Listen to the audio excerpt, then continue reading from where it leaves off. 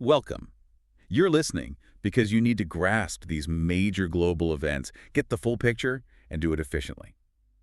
And that's exactly our goal here. Indeed. Today we're tackling a recent and thankfully short but very intense conflict. That's right, the 2025 India-Pakistan clash, the one code-named Operation Sindoor. It might have been brief, but it gives us a real kind of stark insight into modern warfare, especially between nuclear powers. Yeah, you have this collision of advanced tech and, well, these really old, deep-seated issues. So we've pulled the key details from a report covering the conflict. And our mission today isn't just to list events. We want to dig into what happened, why it happened, those underlying triggers, and figure out what it all means for, well, for you, for all of us watching these things unfold. Exactly. Let's get into it. Okay, so let's start at the beginning. What was the spark? What actually set this off? The immediate catalyst was a terrorist attack back on April 22nd, 2025. It happened in Pahalgam in Indian-administered Kashmir. The Pahalgam, and this was serious. Oh, definitely. A really disturbing incident. 26 people killed, mostly Hindu tourists. And the attackers, quite chillingly, specifically went after the men. Specifically the men, so that means... It means they deliberately created widows, a significant number of them. Grim. And who did India say was behind it? India pointed the finger very quickly at a group called the Resistance Front. They identified it as like an offshoot of Lashkar-e-Taiba, the Pakistan-based militant group. Right, so the accusation was direct. Pakistan's involved. Absolutely. India accused Pakistan of backing the attack. Pakistan, for its part, issued strong denials, said they had no involvement, no support whatsoever. Okay, so a horrific attack, instant accusations flying back and forth, classic setup for escalation, sadly. Which brings us to India's response. Operation Sindoor. What can you tell us about that? Operation Sindoor was launched not long after, on May 7th, 2025. And the name itself, Sindoor, it's really loaded with symbolism. Sindoor, that's the red powder, right? Yeah. Worn by married Hindu women. Exactly. So given that the Pahalgam attackers targeted men, creating widows, naming the Operation Sindoor was a very potent message about avenging those deaths, referencing those widows. Wow. Okay, that adds a whole layer. And the operation itself, it was fast, wasn't it? Incredibly fast, over in just 23 minutes. 23 minutes? That's remarkable. How? Primarily the Indian Air Force. They used a mix of pretty advanced stuff. We're talking Scalp-E missiles, BrahMos cruise missiles, and significantly these Indo-Israeli drones called Skystrikers. Skystrikers drones. We'll come back to those, I'm sure.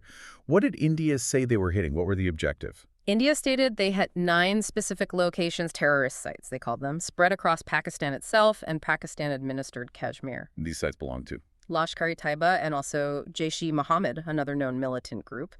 India also claimed they killed over 100 militants. Over 100. Any specific individuals mentioned? Yeah, they claimed some of those killed were linked to previous major attacks, like the IC-814 hijacking back in '99 and the Pulwama bombing in 2019. Okay, so that's India's count.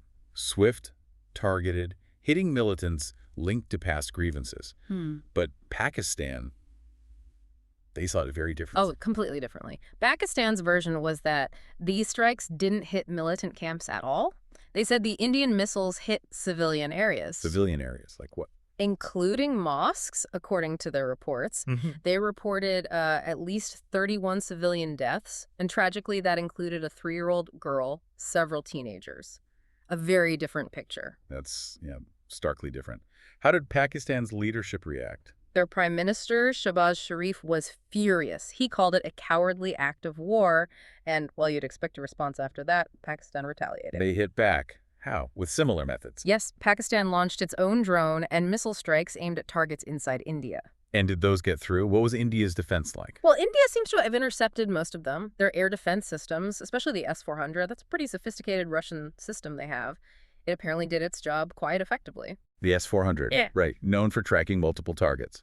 So, effective defense, but were there still casualties on the Indian side from Pakistan's retaliation? There were, unfortunately. Despite the interceptions, reports indicated 16 civilian deaths in Indian-administered Kashmir from those Pakistani strikes. 16. Okay.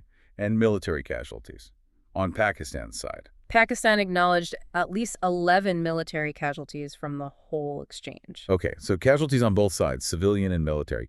Now, you mentioned those Skystriker drones earlier. This drone aspect seems new or at least more prominent here. It's absolutely a key element. This conflict really stands out because it was the first time we saw, like, extensive drone warfare between India and Pakistan. The first time. So not just reconnaissance, but actual strike drones used heavily by both. Exactly. Yeah. India deploying those advanced sky strikers, and then Pakistan hitting back with its own drones. It marks a really significant technological shift in their conflict dynamic. And that shift, using drones extensively between two countries with nuclear weapons, that must raise some serious concerns, right? Huge concerns. I mean, the speed of drone attacks, the fact that you don't have pilots in immediate danger, it might, lower the threshold for starting something.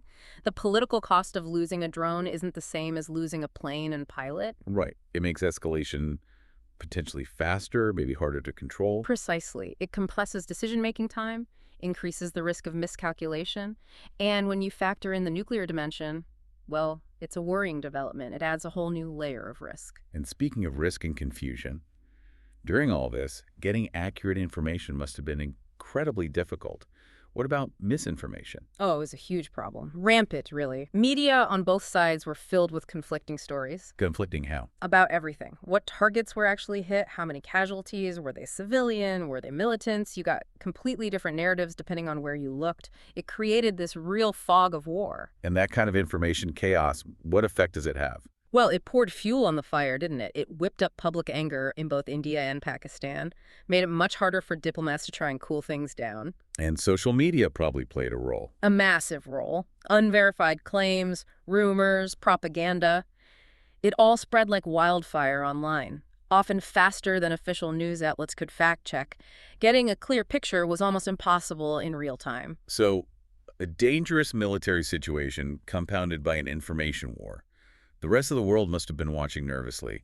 What was the international reaction like? Pretty much what you'd expect. Widespread calls for everyone to just calm down. The big players, the US, the UK, Saudi Arabia, all urged restraint. Any specific offers? Mediation? Yes, former U.S. President Trump actually offered to mediate, and the UN Secretary General Antonio Guterres made a public appeal for maximum restraint.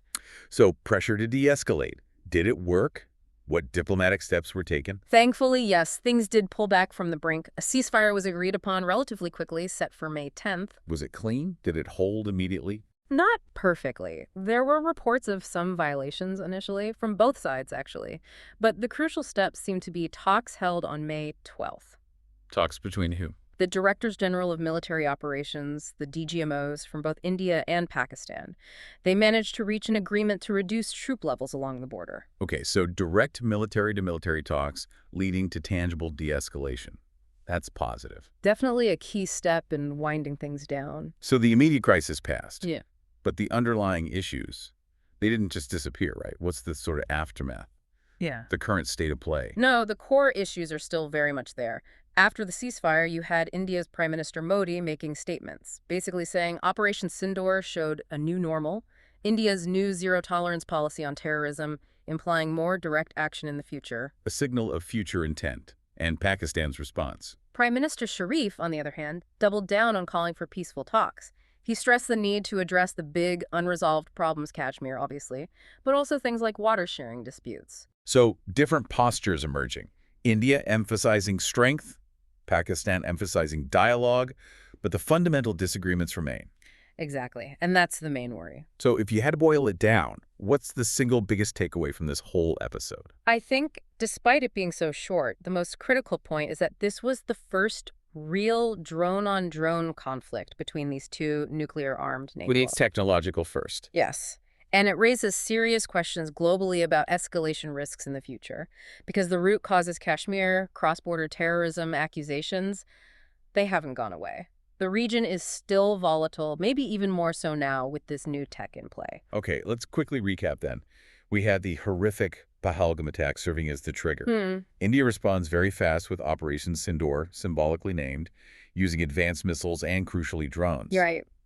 Pakistan denies India's claims, says civilians were hit, and retaliates with its own strikes, though many were intercepted. Yes, the S-400 played a role there. Then you have this massive wave of misinformation complicating everything. The fog of war, definitely. International calls for calm eventually lead to a ceasefire and military talks, de-escalating the immediate crisis. What? But the core tensions remain unresolved, and now there's this added dangerous dimension of drone warfare between two nuclear states. That sums it up perfectly. That introduction of drones as a major combat tool here, it really has shifted the landscape. Right. That brings us to the end of this particular deep dive. And for you, our listener, maybe something to think about is this. How does introducing a technology like weaponized drones really change the whole equation, the whole calculus of conflict, especially when nuclear weapons are in the background? Yeah, and with those core issues still simmering, what does this precedent mean for stability, not just there, but potentially globally? A sobering question indeed. Something to definitely keep in mind.